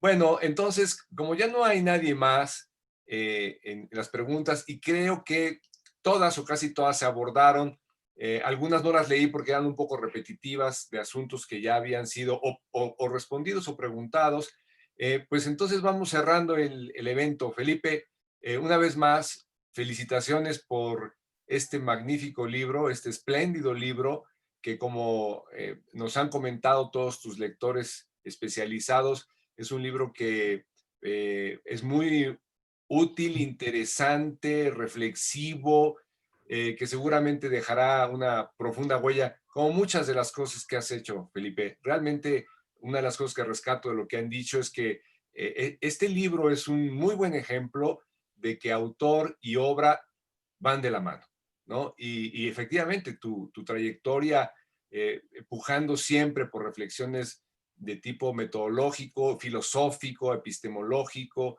y muy preocupado por la formación de los estudiantes, está claramente reflejada en esta obra que ahora nos presentas. Entonces, le auguro un gran éxito al libro. Será la mejor felicitación que puedes recibir tú como cualquier autor, es ser leído y que además la gente encuentre en la obra ideas interesantes, importantes, aunque no estén de acuerdo. Eso no importa. Lo que importa es que se lea, que se use, que se debata y que sea más conocido. Así es que este libro tendrá mucho éxito, será ampliamente difundido en su versión digital, que fue como inicialmente fue concebido, porque así es la serie que estamos lanzando en el COMIE, y gracias a la enorme generosidad de la Universidad Autónoma de Aguascalientes, tendrá también una versión impresa para todos los que todavía extrañamos el olor al papel y la tinta y el espacio en nuestros libreros. Entonces, muchas gracias a todos los panelistas, Susana, Romualdo, Emilio, Marta. Me quedo con un muy buen sabor de boca por lo que dijeron. Sus comentarios fueron muy inteligentes e importantes, distintos, pero inteligentes e importantes. Reitero mi agradecimiento a toda la audiencia. No solamente fueron estos que ves aquí, Susana, en el Zoom, también están los de Facebook. No les hagas el feo. Somos más de 150 o 160 que estuvimos. Ya después nos pasan las estadísticas las chicas de la oficina del COMIE. Oficina a la que reitero mi agradecimiento, encabezada por el ingeniero Alfredo Meneses Matilde y su maravilloso equipo de colaboradoras. Entonces, sin más, me despido de todos ustedes con un fuerte abrazo, recordándole a todos los socios del COMIE que mañana a las 10 de la mañana comenzaremos nuestra asamblea. Entonces, adiós y hasta mañana. Un abrazo. Mañana, un abrazo. Gracias a los asistentes también. Abrazo para todos. Abrazo. Bye, bye. Felipe, gracias. Adiós. Adiós, Romano. Nos vemos en menos de 25 años, por favor.